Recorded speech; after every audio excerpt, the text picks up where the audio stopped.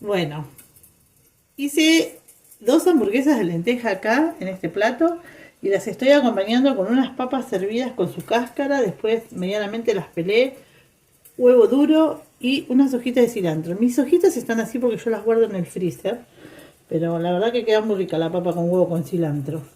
Así que espero que les guste la receta. Si les gusta, por favor, denos un like, suscríbanse y disfrútenla. Y bueno, como siempre les digo, nos vemos en nuestro próximo video.